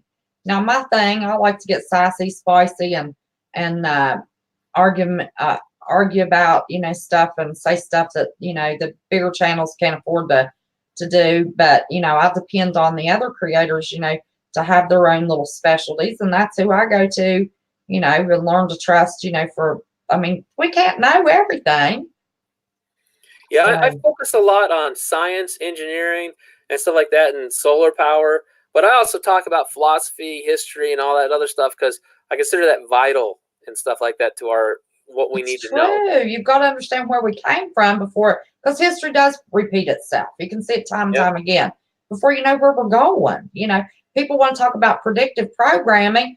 Learn our history. There's your predictive programming. Yeah, there's been a lot of rhyming going on lately. I mean, history doesn't repeat, but it sure rhymes. And I've made one video on that, and I got to do another one soon. So history's rhyming video. But that's awesome. I'm particularly annoyed with like all the dehumanizing language that's being used against Republicans and conservatives that you hear on the left. And so to me, it's a real good mirror. Yeah, it's a real good mirror of what was going on before WW2. Really? I didn't know that. Oh, yeah. They used tons of dehumanizing language, claiming the Jews were evil, claiming the Jews were responsible for all these things. And that's the same sort of language you see going on directed against conservatives and Republicans these days. And giving that sort of language gives people the moral high ground to commit atrocities. And I consider that very dangerous. Well, that's true. That's true. I'm telling you. Listen, you've got knowledge just all over the place. I mean, I read way too much. Let's see, I'm dyslexic and I have agraphia, so I don't read. Oh, I know what you mean about learning disabilities. I had a really bad one. I didn't learn to read till about late 4th grade, early 5th grade. My spelling stinks, and I can't, my math, and spell check is big time, my friend. Yes, it is. And when it screws up, my dyslexia is so bad. And that's one of the things that gets worse as you get older. Mine's so bad, I'll type out a word right and be in my chat and go, how do you spell blah, blah, blah, whatever it is. And I'm looking dead at it, and I've spelled it right. It still looks wrong. Yeah, that's true. I've done that plenty of times myself. Yeah. Oh, it's awful. Several of us in my family have it. But yeah, so I don't like to read much. My mother used to read to me. I used to love to have her and my husband read the newspaper to me, Oh, you know. neat. And then I learned, of course, I've been to college for 100 years. Still have a couple classes to take to be done with my doctorate. But at once upon a time ago, I decided that I needed a degree in political science. And it scared me to death when I heard the truth about how our government actually functions and what the framers actually thought, meant, and said. You know, I said, I don't want to know. I didn't finish. I was like 4 classes from having a bachelor's degree in political science. Well, what they teach, it's interesting because like what they teach often is really different depending on the university of what the framers intended. But then if you go read like the Federalist and the Anti-Federalist papers and a lot of the debates about the Constitution, you got a much better idea of what they're actually teaching. I forget what the paper was. What scared me to death was they said that they wanted the 3 branches of government and something else to appear that the people actually had a say when in essence they don't. Oh, interesting. And I don't remember what paper that was, but we went over that paper and it was like, well, I'm done. This is my last class. I want out of here. I want to live in my little world. I want to, I was already a prepper then. I started worrying about that kind of stuff when I was 24 years old, and now I'm 59. So it's been a while, but I just wanted to stay, I wanted to stay in my happy little place and finish raising my kids. I didn't want to hear about, I shouldn't trust my government, and this wasn't the greatest, of course, I was coming to the conclusion it wasn't the greatest nation in the world. So direct democracy is a horrible thing. It's nothing more than mob rule. So that definitely I agree with them on that. And you need to have an abstraction of power and policy. And there's a lot I think the framers got right, but there's also quite a few things we need to improve upon. Like some of the things I've thought they definitely got wrong. Here's a great example. Corporations. They never saw corporations becoming as powerful as they are today. The East India Tea Company back in their time was a rarity, something that powerful. They didn't think that was going to happen. And we never allowed for this. Corporations now wield far more power and influence than they ever should have been. They left their family businesses and rode horses to Philadelphia and, wherever they went to do their thing for free. Those suckers leave Washington now millionaires. Yeah. I think it should be against the law. Yeah, that's the other problem is term limits.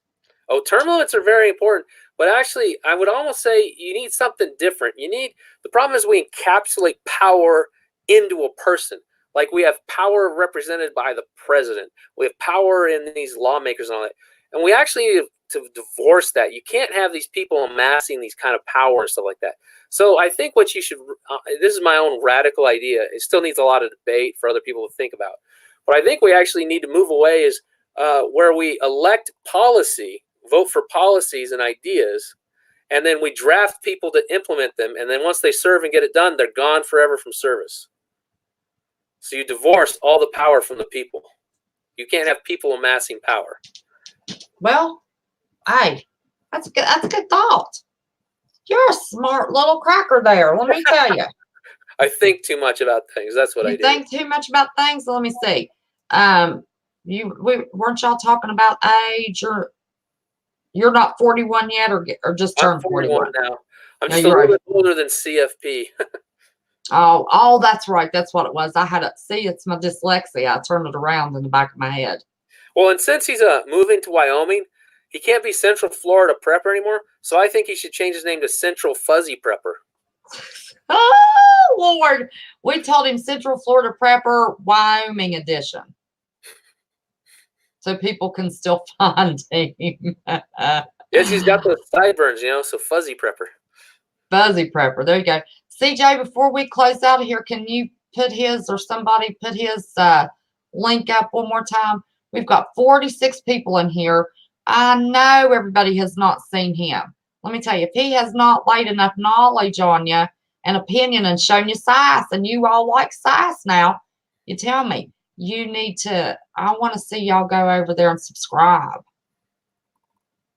I mean, we need to help. We need to help him grow, keep him up and going, and bring him into the family. And we hope you watch Marv.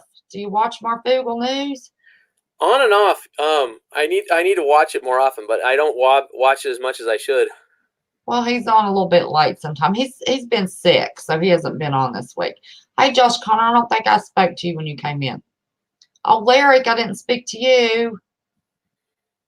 I was going back through. I've been trying to follow my chat on my phone while we were talking, but yeah, it's hard. I gotta tell you, those people that can manage the live stream and the chat really well together, I'm pretty impressed because it's hard when you're going back and forth and watching everything. Yeah, they know I can't. Missy Wheeler, I don't think I spoke to you, honey. They know I can't. So that's why I told you you'll see me with my phone checking out chat. I can see it better on my phone. Yeah. And the oddest thing is when I'm watching it on the screen, I won't see somebody's name go by, but I'll see somebody has spoken to somebody in chat. And I'll scroll back and say, oh, is somebody here? You know, I didn't see their name scroll by, but I saw somebody comment to them. I don't know what that's all about. Yeah, I've seen that a lot myself. It seems like what appears for some people is out of order for others. It's really weird. Hey, Daisy Taylor, and she said to thank you for introducing us to MOI.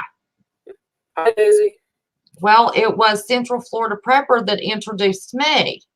So I just got real excited and saw he popped into chat and thought I'd just bring him right here and let y'all get it. We'd love to see more of you. This don't have to be a one-time deal. You know, I run out of stuff to talk about. Believe it or not. Yeah, there's always something to talk about. Yeah. And Fridays, I always try to have creators on. So anybody has a channel, you know, and I can put up to 5 people on the channel. Oh, but neat. Then I want to start on Saturday, see how we can bring in actual family members. You know, it'd be nice just to get their names off the screen and be able to put them on the screen and see them and get to know them a little better. Yeah. And then I always do Sassy Sunday. So now that we can, you know, have multiple people, it won't just me be giving sass. I even did a thing on the Pope not long ago. That thing got a lot of views, let me tell you. But I would like to have people. Are you Catholic by chance? I'm not. Oh, okay. I'm not.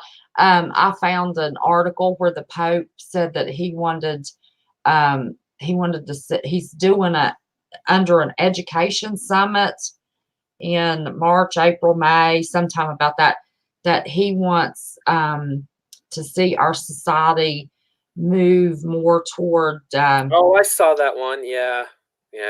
What was it? Anyway, taking religion out of it. Yeah. Spiritualism. Wait, you're supposed to be the Pope. Yeah. How can the Pope say that we need to take spiritualism out of anything? I mean, come on. Well, I understand it. I've known it for years, but to have him actually say it and put it in I mean, it was the Vatican's paper that was, posted in. Yeah. So. Yeah, I grew up Southern Baptist is what I came up as. That's what I grew up as. Yeah. And so I mostly hang to the Baptist side of the churches I go to and stuff. Well, I am non-denominational now, which tends to be a little bit toward the, I'm not a holy roller, but, I believe in all of the Bible. And you know how like the Bible has a lot of contradictions and stuff like that and different things all over the place where it seems like it says one thing but means another in different spots and things. So I used to have an issue with that when I was younger, but as I got older, I came up with an idea I kind of like. And the idea is this, is that, we're all different. You know how God said he wanted variety in people and stuff like that.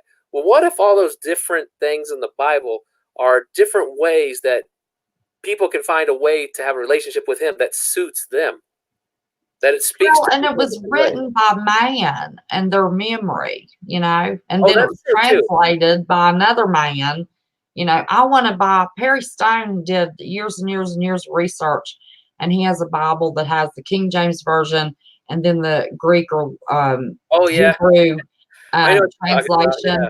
I want one of those Bibles because it's just like right now there's so many people quoting the verse uh, nation against nation, kingdom against kingdom.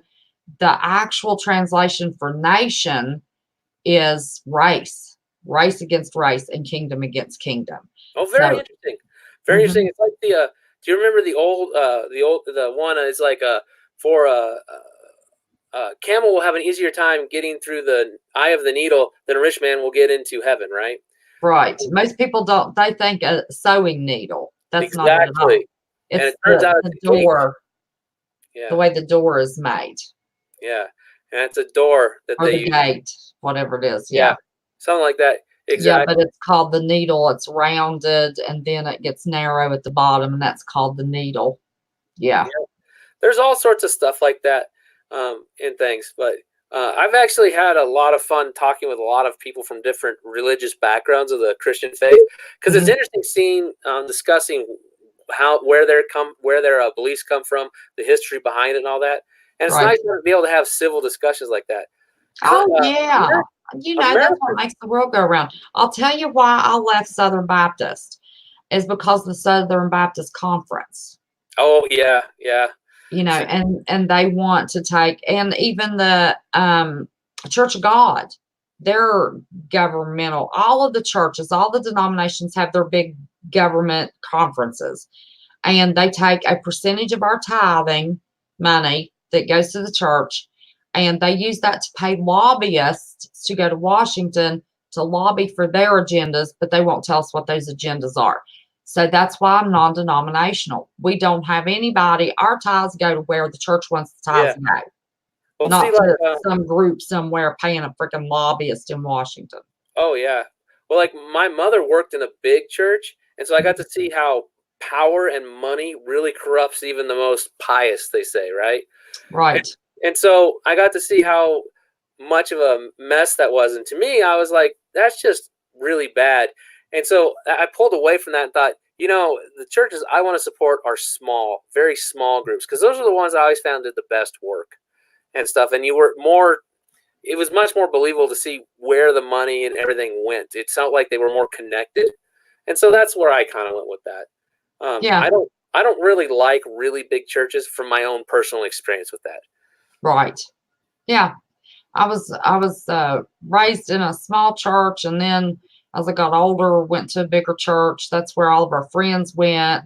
That's where all of the upper middle class in the area, they kind of levitated. It was the prettiest, newest church that had been built. Now I understand that. I was young, I was in my 20s, and then I didn't like the preachers. I got up and I've walked out of a mini church when they weren't Yeah. preaching the Bible. Yeah, because it's the relationships with God and all that aren't about flash, aren't about grandeur and all this other stuff. It's No. something. The It's church is the something you really people. feel It's and not that learn with. building, and Yeah, people don't understand that. So, yeah. well, we're going on close to 2 hours since I've been on. I am so glad to have had you. Listen, anytime you're in chat, anytime you want to pop on the screen, you're always welcome, no matter what the Okay. topic is.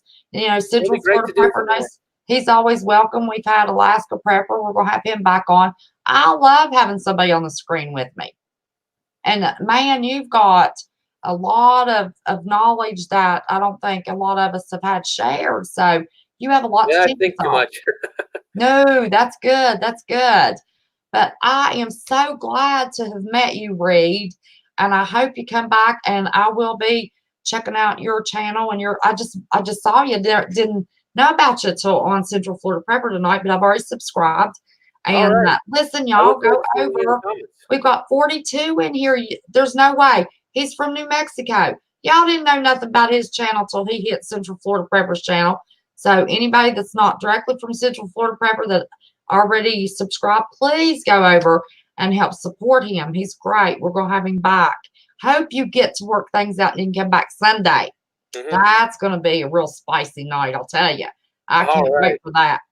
But thank you so much. We love you bunches.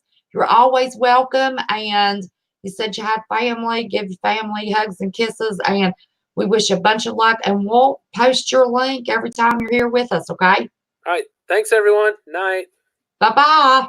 You're awesome. Now, wasn't that special? Wasn't that a nice little treat we got? That was fun. Fun Friday. Yep. I got to eat, listen to him talk. He's got all kinds of thoughts that, a lot of them, I thought of, a lot of them never heard of. It was interesting to hear him talk about being in Russia. So, what do y'all think? So I'd love to see y'all to just show him as much love as we, spicy sweet West Virginia. Now I'm spicy rotten, Miss CJ Blaze. Yes, Fringe Files. I didn't see you. Hey, Fringe, how are you, honey?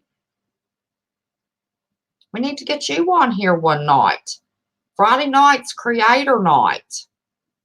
Oh, good. I'm glad you did. Yep, he's awesome. That other Deborah. Who's the other Deborah? Just got done making zucchini chips. How are you, that other Deborah? That's a cute name. Is Grandma D here tonight? I know she's got a new name. Listen, Grandma D, honey, I can remember the short names. These long names, let's see. What is her new name? Under the Painted Sky? Is she here tonight?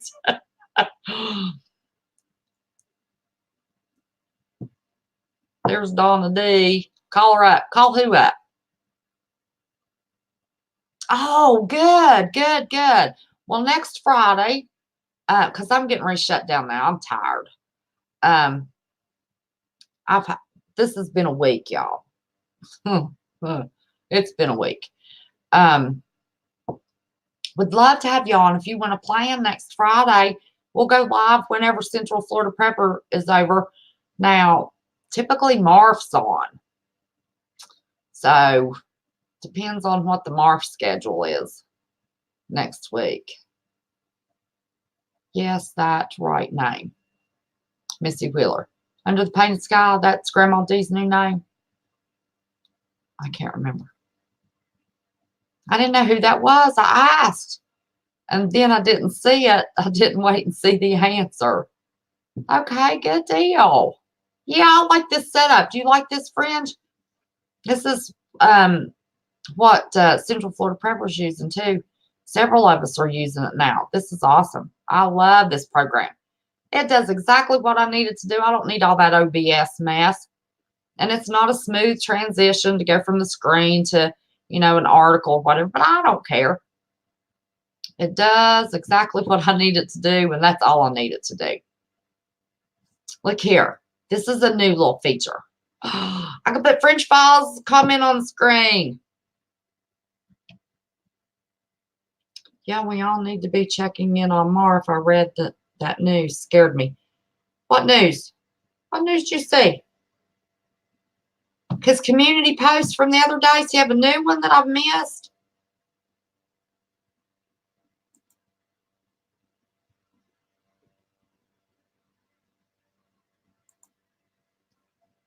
Does he have another one?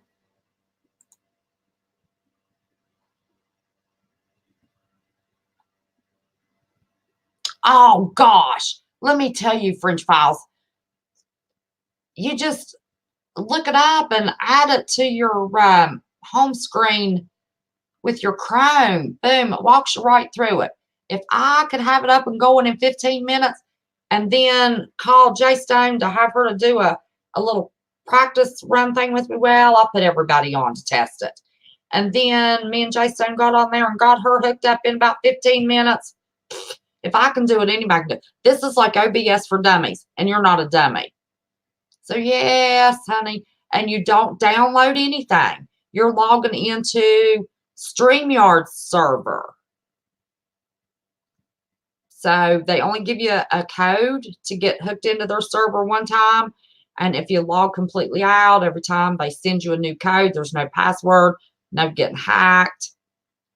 They've got some new features getting ready to come out. This is the free version. The free version does exactly everything I need it to do. I can share my screen. Yeah.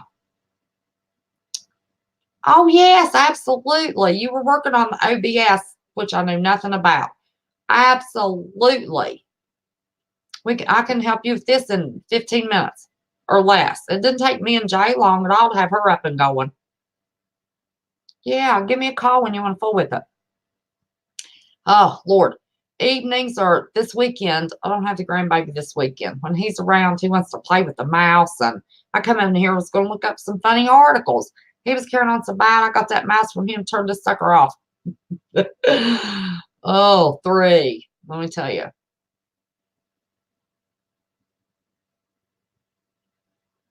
And it is so good to see all the new people that came over from Central Florida Prepper. Franklin, thank you for coming over.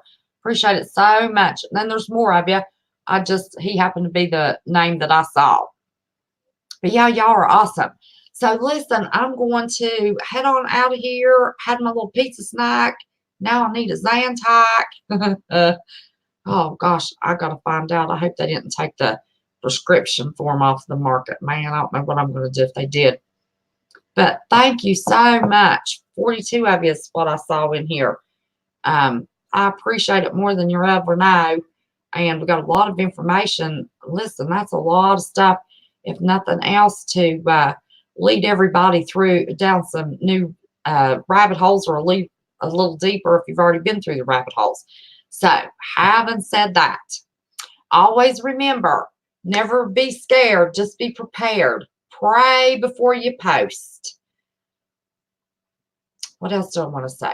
Pray before you post. Never be scared, always be prepared. Share the love and the truth will come. My mind went about, I was going to say something else and changed my mind, so I'm sorry. Share the love and the truth will come.